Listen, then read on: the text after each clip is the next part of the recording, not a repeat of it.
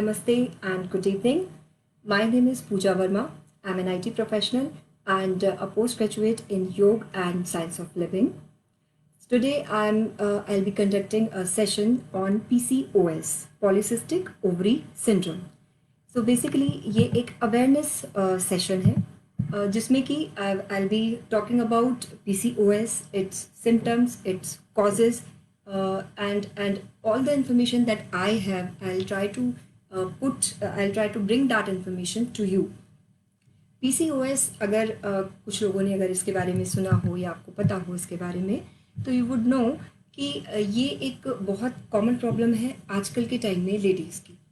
तो अगर आप एक लेडी हैं जो इस वीडियो को देख रही हैं, सुन रहे हैं, तो it is very important that you are aware of this problem कि ये प्रॉब्लम है क्या. इसके बारे में आपको पूरी जानकारी होनी चाहिए क्योंकि ये बहुत ही कॉमन प्रॉब्लम आजकल होती जा रही है. If you are a male and watching this video, then also it is very important कि आप इस इंफॉर्मेशन को, आप इस अवेयरनेस को अपनी फैमिली की लेडीज़ तक ले जाएं. क्योंकि कई बार क्या होता है कि हमें कोई प्रॉब्लम होती है और उसके बारे में हमें पूरी जानकारी नहीं होती है. हमें नहीं पता होता है कि ये प्रॉब्लम हमें क्यों हुई है, इसका क्या रूट कॉज है, और अगर हम उसके लिए कोई ट्रीटमेंट लेते हैं तो कई बार हम ये डिसाइड नहीं कर पाते हैं कि ये ट्रीटमेंट सही है या नहीं है, हम सही डायरेक्शन में जा रहे हैं या नहीं जा रहे हैं. तो इसके लिए मतलब एक इन्फॉर्म्ड डिसीजन लेने के लिए दिस इज़ वेरी इंपॉर्टेंट कि आपको उसके बारे में अवेयरनेस हो. तो although this problem is related to females, but it is equally important for men and women to know about this problem कि ये क्या है. तो इस सेशन में मैं आपको बताऊंगी इस प्रॉब्लम के सिम्टम्स क्या हैं, आप कैसे सोच सकते हैं कि आपको PCOS हो सकता है, या आपकी फैमिली में किसी लेडी को PCOS हो सकता है, आपको ये कैसे पता चलेगा. तो I will be talking about the symptoms. Then I will be talking about the causes कि इसके रीज़न क्या है, क्यों होता है ये, what is the problem. And then I be जैसे मैंने बोला, I be talking about the treatment कि जनरली मेडिकल साइंस में क्या इसके लिए ट्रीटमेंट अवेलेबल है, और क्या इसका रूट कॉज से इसको, अगर रूट से इसको एलिमिनेट करना है तो क्या हमें करना चाहिए. And specifically for treatments I will be talking about the योग आसनास एंड प्राणायाम जो कि हम फॉलो कर सकते हैं इस प्रॉब्लम को रूट लेवल पे ट्रीट करने के लिए. तो I will be talking about all those things. अगर आपके कोई क्वेश्चंस हैं तो आप कमेंट बॉक्स में लिख सकते हैं, and towards the end of the session I will try to talk about those questions. So मैं अगर इसकी सबसे पहले मैं इंट्रोडक्शन से स्टार्ट करती हूँ. इट इज़ वेरी इंपॉर्टेंट कि हमें पता हो सबसे पहले कि ये प्रॉब्लम है क्या. तो PCOS, पॉलीसिस्टिक ओवरी सिंड्रोम, नाम से थोड़ा सा आइडिया शायद आपको लग रहा होगा कि this is a disease something related to ovaries in women.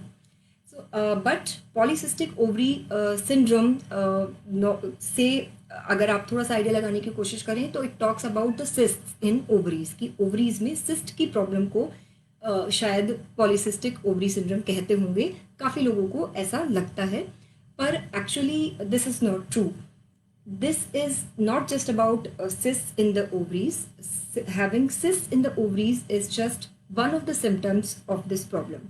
There are many more symptoms of this problem. तो ये जो प्रॉब्लम है PCOS, it is a set of symptoms. और वो सिम्टम्स क्या हैं, वो सिम्टम्स जानने के लिए पहले हम ये जानते हैं कि ये प्रॉब्लम होती क्यों है. तो ये प्रॉब्लम इसलिए होती है, this happens because of increased androgen level in a women's body. Now androgen क्या है? Androgen is a male sex hormone जो कि मेल वर्टिब्रेट्स में यानी जेंट्स में जो मेल कैरेक्टरिस्टिक्स हैं वो डेवलप करता है, उसके लिए रिस्पॉन्सिबल होता है. But as a matter of fact ये हार्मोन हर लेडी की बॉडी में भी कुछ अमाउंट में प्रोड्यूस होता है. Actually it's a medical fact कि किसी भी ह्यूमन की बॉडी में दोनों मेल हार्मोन्स भी होते हैं और फीमेल हार्मोन्स भी होते हैं.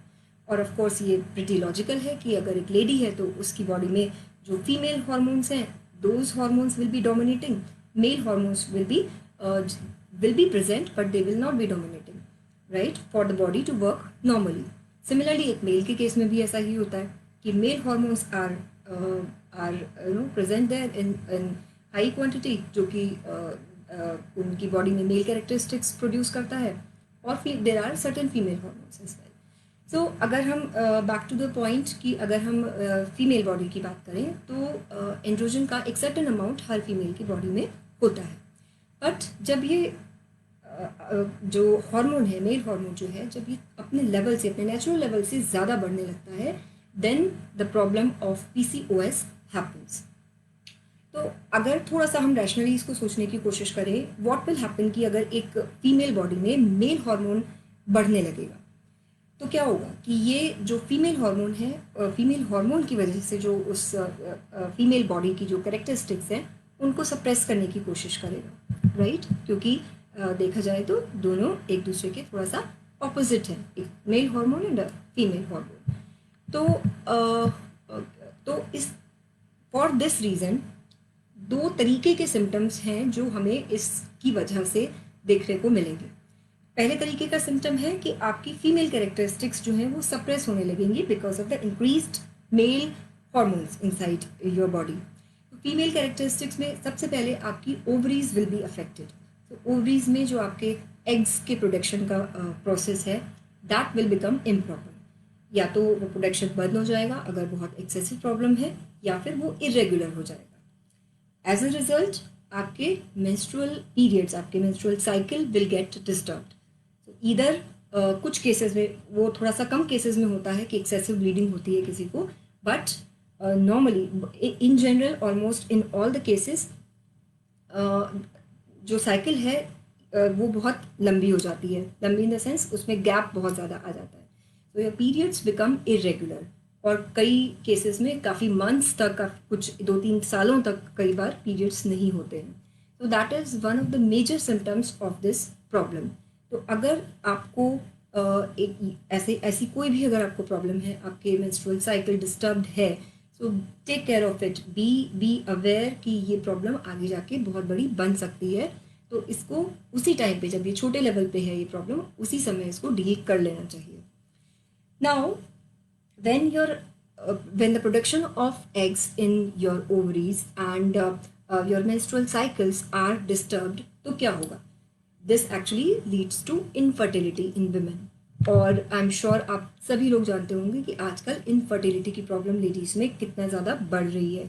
अगर आप अपने सर्कल में देखें तो शायद 1-2 लोग में भी आपको ऐसे मिल जाएंगे डेफिनेटली, जिनको ये प्रॉब्लम कभी ना कभी फेस करनी पड़ती है। तो that is why it becomes very important कि it brings infertility in women. Apart from that काफ़ी सारी कुछ लेडीज़ में पेल्विक एरिया में, पेल्विक रीजन में पेन की प्रॉब्लम होती है। तो this is also a symptom of this PCOS। अब मैंने 2 तरीके के सिम्टम्स की बात करी। एक तो फीमेल कैरेक्टरिस्टिक्स जो हैं वो सप्रेस होने की मैंने बात करी, उसकी वजह से क्या सिम्टम आपको देखने को मिलेंगे। अपार्ट फ्रॉम दैट जो मेल हार्मोन बढ़ रहा है वो अपनी कैरेक्टरिस्टिक्स लेके आएगा, वो अपनी कैरेक्टरिस्टिक्स इंट्रोड्यूस करेगा आपकी बॉडी में। Then what will happen? तो नॉर्मली उससे क्या होता है कि आपके फेशियल रीजन में अबनॉर्मल हेयर ग्रोथ होने लगती है। तो हम लोग सब जानते हैं कि कुछ मात्रा में सभी को, सारी लेडीज़ को फेस पे हेयर ग्रोथ होती है, क्योंकि जैसा कि मैंने आपको बताया थोड़ी क्वांटिटी में मेल हार्मोन हर किसी की बॉडी में होता है। लेकिन इन दिस केस जब अबनॉर्मली वो बढ़ने लगता है तो फेशियल ग्रोथ अबनॉर्मल हो जाती है। एंड अपार्ट फ्रॉम दैट कुछ ऐसे एरियाज जिन पे नॉर्मली लेडीज़ को हेयर ग्रोथ नहीं होती है, like the chest, abdomen, fingers और टोज, ऐसे एरियाज में जहाँ नॉर्मली हेयर ग्रोथ नहीं होती वहाँ पे हेयर ग्रोथ होने लगती है। तो this is another symptom of this problem. उसके अलावा और जो सिम्टम्स हैं कि बहुत ज़्यादा एक्ने की प्रॉब्लम, बहुत ज़्यादा skin dark patches on the skin, that is another symptom of this problem. And apart from that, in certain cases, it also causes reduced breast size in women and a deeper voice. So कई बार ladies की voice भी affect होने लगती है in certain cases. तो ये symptoms हैं इस प्रॉब्लम के। नाउ एक टर्म है PCOD, जो कि हमें ऑफकोर्स पता होनी चाहिए, and we should know what is the difference between PCOS and PCOD, और rather I should say what is the relation.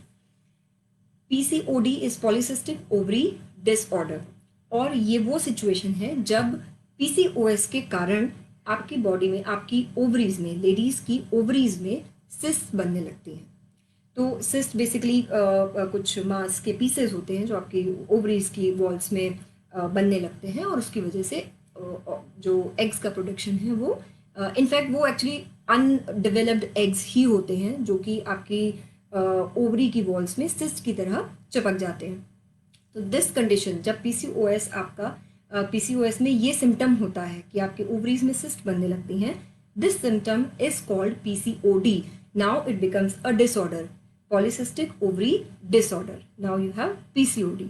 But ये बहुत सारी लेडीज में ये प्रॉब्लम नहीं होती है। PCOD का जो सिम्टम है वो बहुत सारे लेडीज में नहीं होता है, लेकिन इसके अलावा जो सिम्टम्स की मैंने अभी बात करी, जैसे फेशियल हेयर ग्रोथ और मेंस्ट्रुअल साइकिल डिस्टर्ब होना, actually it's you know very common these days. I talk to many ladies, even बहुत यंग एज की गर्ल्स जो हैं उनमें मेंस्ट्रुअल साइकिल डिस्टर्ब होने की प्रॉब्लम होती है, जो कि बहुत कॉमन प्रॉब्लम है. So this is the most common symptom of this disease. Now थोड़ा सा इसके कॉम्प्लिकेशंस के बारे में बात करते हैं. ये नॉर्मल सिम्टम्स हैं जिसके बारे में भी मैंने बात करी. कॉम्प्लिकेशंस की अगर मैं बात करूं तो अगर ये प्रोलॉन्ग्ड रहती है ये बीमारी, ये सिम्टम आपकी बॉडी में, this may lead to anxiety and depression. This may also lead to hypertension, ये आपका BP बढ़ाने का काम भी कर सकती है. This may also lead to high sugar levels in your body, and this leads to, very important, this leads to weight gain. Weight gain पे मैं इसलिए एम्फेसाइज कर रही हूँ क्योंकि वेट गेन इसका एक पोटेंशियल कॉज भी है, द मोस्ट इंपॉर्टेंट कॉज भी है वेट गेन. तो वेट गेन के केस में in fact it becomes a vicious loop कि वेट गेन, क्योंकि इसका एक कॉज भी है, वेट गेन की वजह से किसी को PCOS स्टार्ट हो सकता है, और PCOS स्टार्ट होने के बाद वेट गेन फर्दर हो जाएगा. तो it becomes a vicious cycle कि इससे बाहर आना will be very difficult for you. तो बहुत सारी लेडीज होती हैं जो PCOS से सफ़र कर रही होती हैं and they find it very difficult to lose weight. तो वेट गेन इज इसका एक कॉम्प्लिकेशन भी है और एक पोटेंशियल कॉज भी है. अपार्ट फ्रॉम दैट, अगर बहुत लंबे टाइम तक ये प्रॉब्लम एग्जिस्ट करती है आपकी बॉडी में और ये ट्रीट नहीं की जाती है, it may lead to ovarian cancer, it may lead to breast cancer as well. So ladies please be aware कि अगर आपकी मेंस्ट्रुअल साइकिल डिस्टर्ब्ड है, अगर आपको PCOS का कोई भी ऐसा सिम्टम है जो भी मैंने आपसे बात की है, तो I think this is the time that you be aware about this, about the disease and it's treatment. Now थोड़ा सा कॉज के बारे में बात करते हैं कि ये प्रॉब्लम होती क्यों है.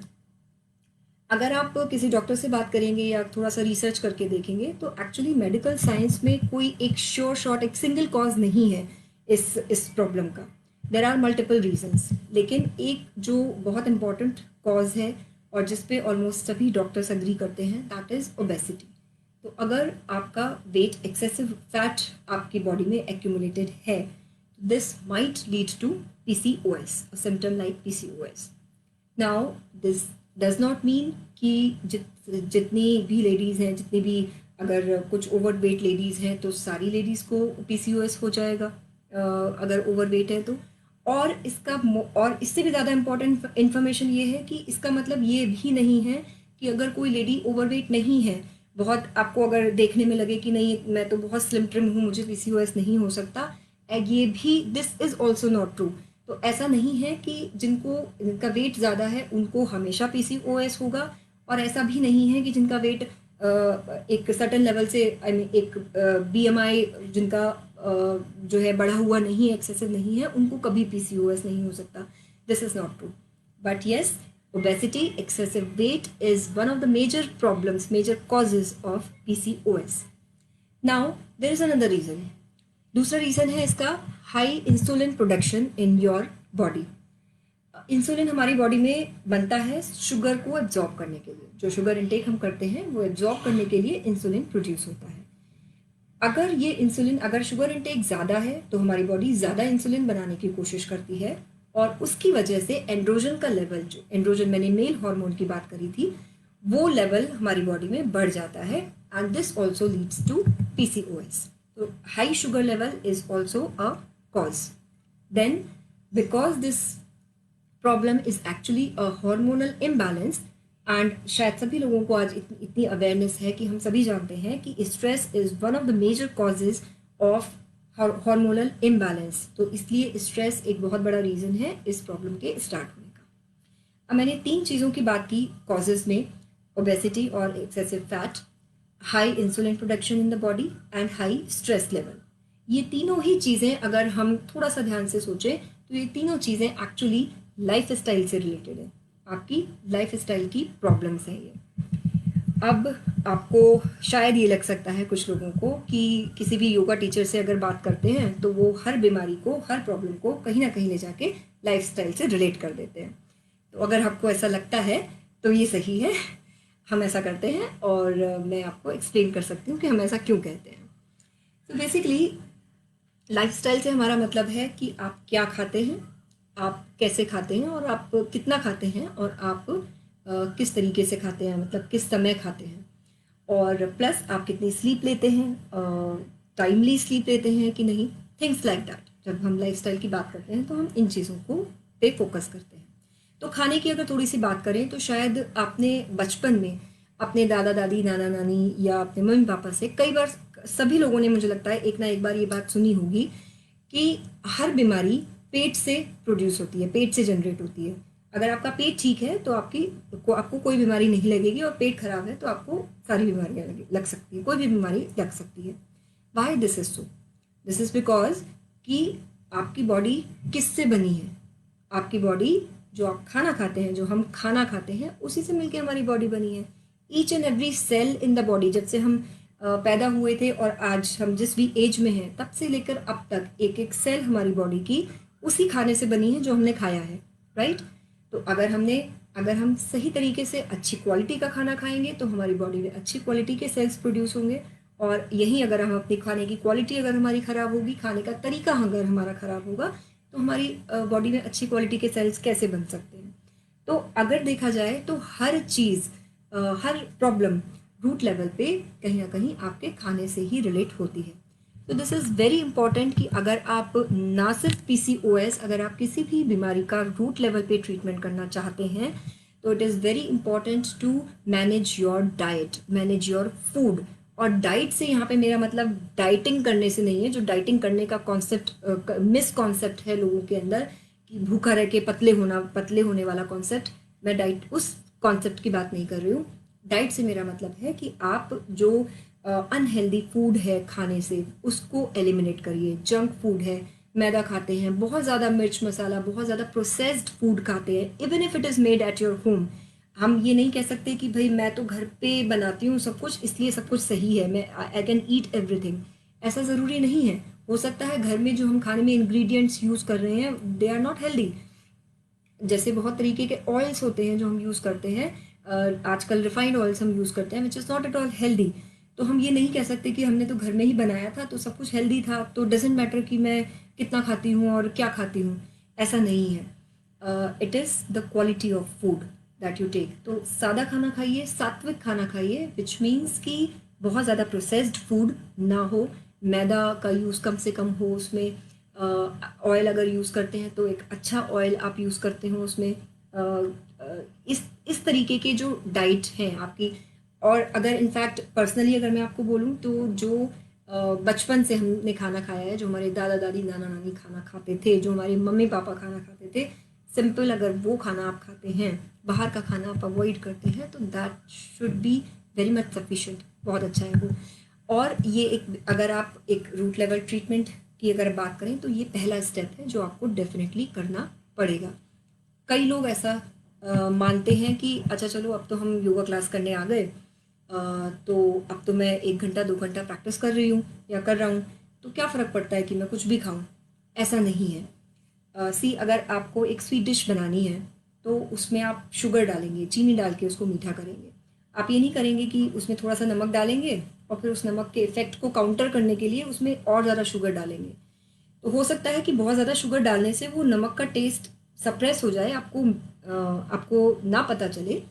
लेकिन इट डजंट, ये फैक्ट तो नहीं बदला कि उस स्वीट डिश में नमक पड़ा हुआ है, राइट, और वो नमक अपना काम करेगा डेफिनेटली। तो ये कहना गलत है कि हम तो भाई सारी एक्सरसाइज कर रहे हैं, सब कुछ करते हैं, तो now I can eat everything. This is a misconception. तो इसे ठीक करना बहुत ज़रूरी है।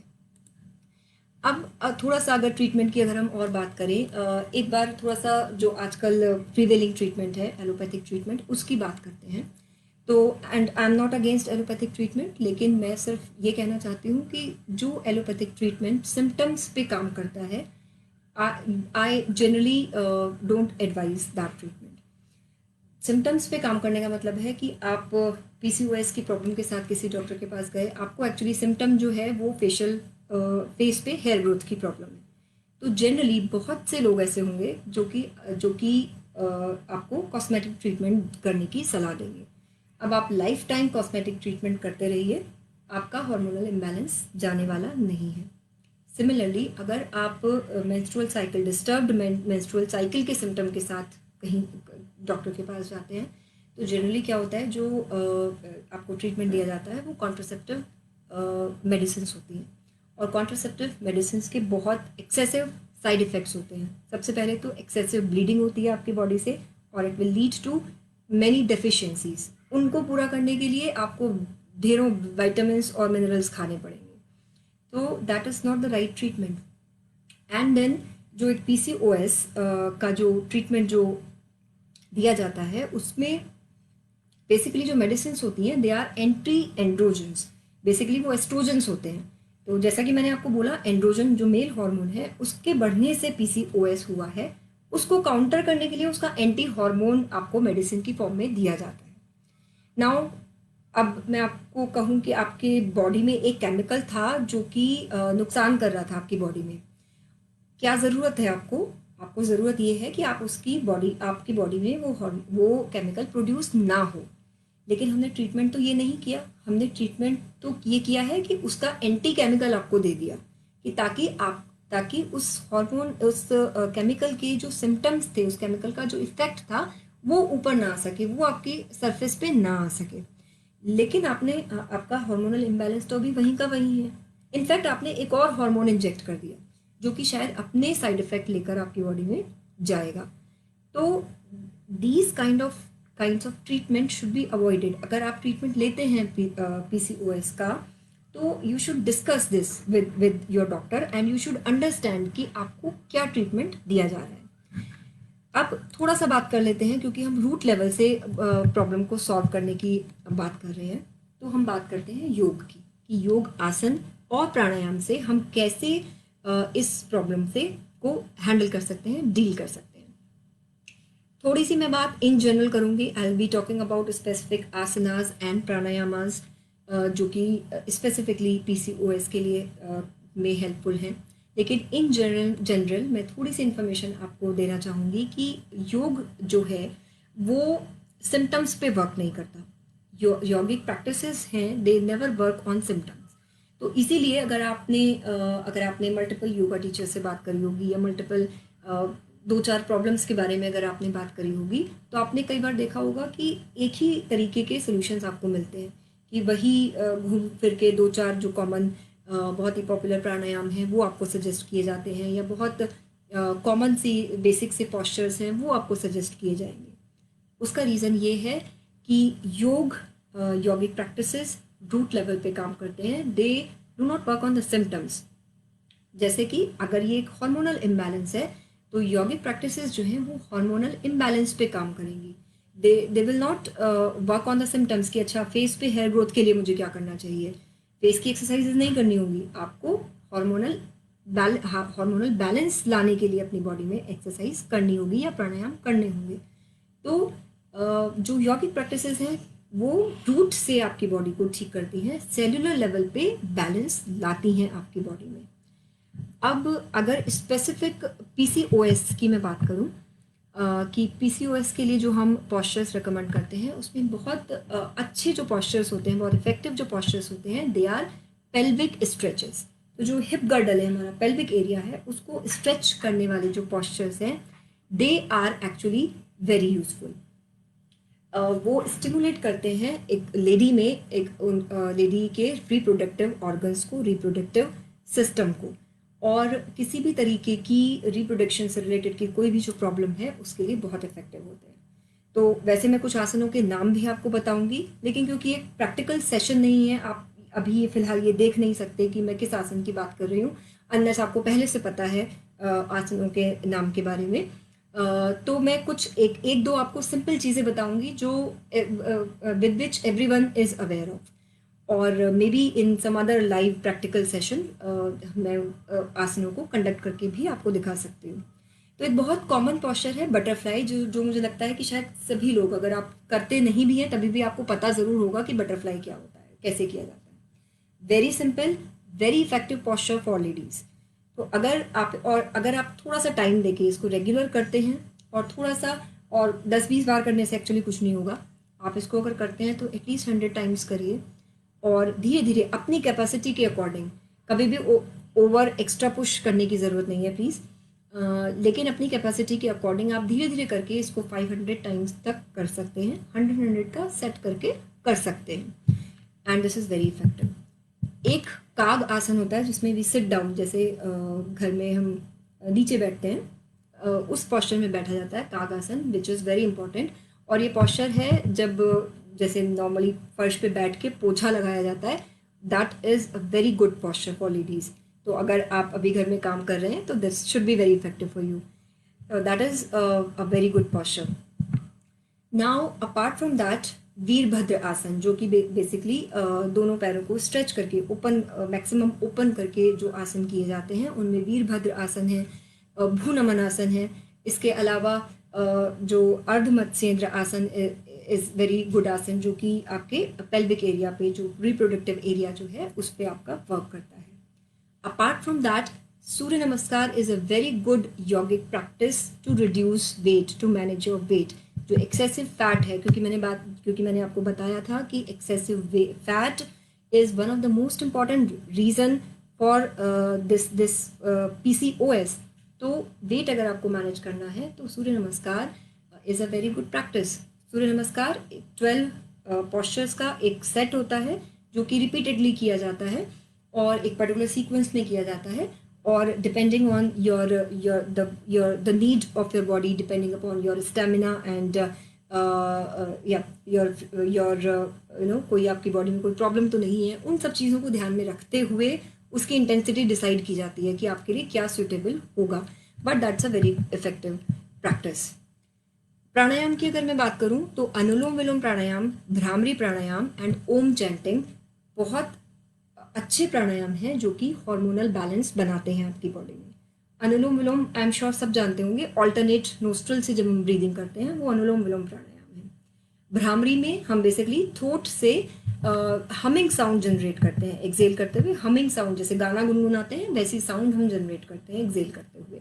और ओम चैंटिंग, सिंपली ओम चैंटिंग, आप अगर सुबह पूजा करते हैं तो उस समय अगर थोड़ी देर अगर आप ओम चैंटिंग करें तो you will find it very useful for stress reduction, for hormonal balance.